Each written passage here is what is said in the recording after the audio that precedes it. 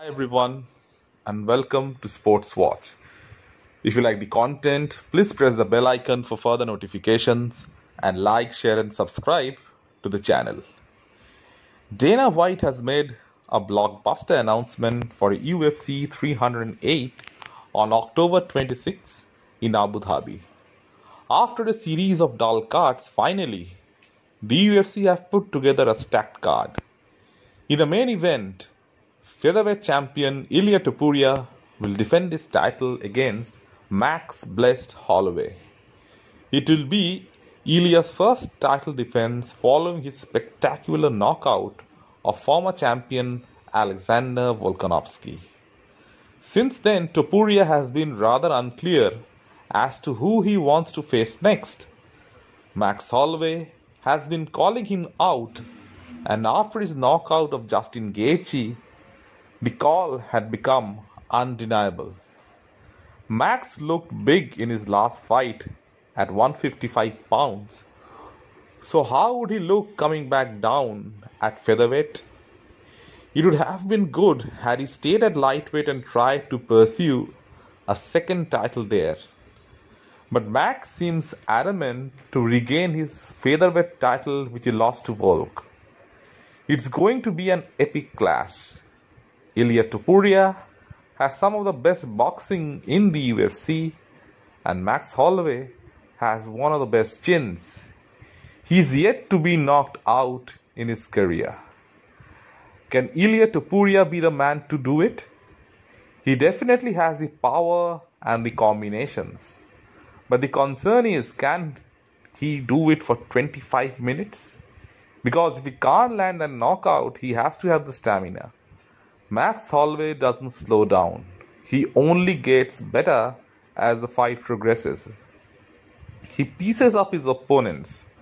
Only Volk has been able to solve that puzzle at featherweight recently. In the co-main event, it's Robert Whittaker versus Khamzat Chimaev. It's basically a number one contender fight for 5 rounds. The problem is getting Khamzat in the ring. From being one of the most active fighters in the UFC, he has become one of the most medically unfit fighters in the company.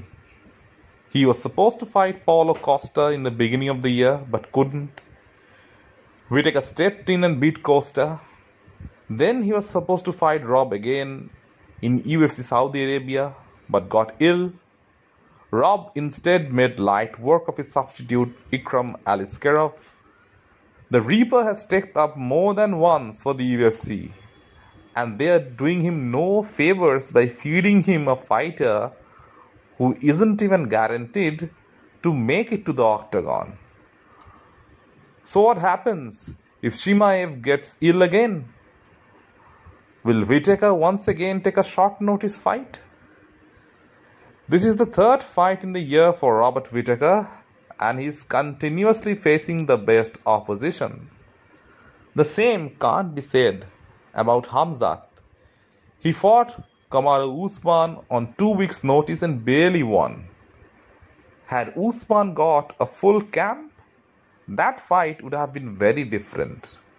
And that was Usman's first middleweight bout. So if he beats Whittaker, he gets a title shot probably. That would be rather soft, considering he hasn't really fought anyone substantial.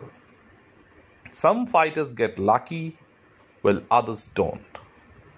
Ciryl Gane versus Alexander Volkov 2 also takes place in this card. It has been a long absence for Gane since his loss to Jones. He has been putting in the work outside the cage. In the meantime, his opponent Alexander Volkov has put together a nice couple of wins. His last performance against Sergey Pavlovich was extremely impressive. He pieced him up on the feet. Given it's a rematch, Volkov pretty much knows what he's walking into.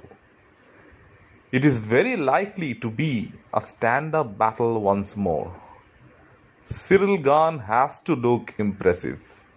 A future matchup with interim heavyweight champion Tom Aspinall is there in the horizon if he puts an exclamation mark against Volkov.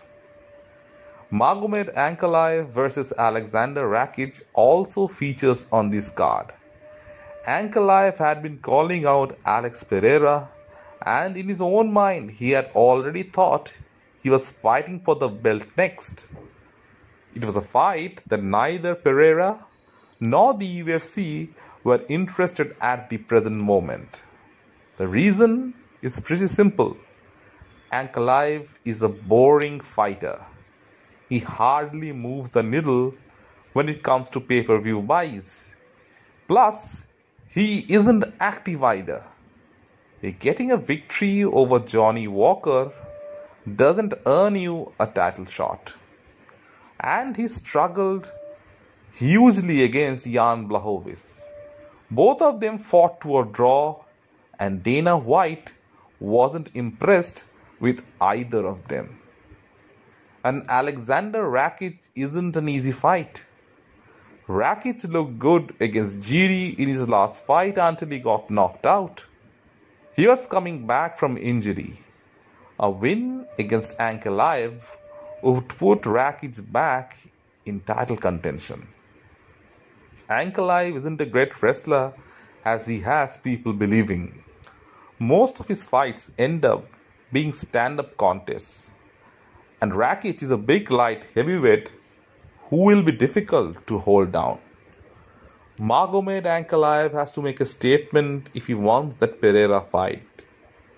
Alex Pereira is the biggest star in the UFC at the moment, and the company wouldn't let his shine be diminished by a fighter who adds almost no value to the company. So do you think UFC 308 is one of the best cards in the year? Let me know in the comment section what you feel. And if you like the content, please like, share and subscribe to the channel.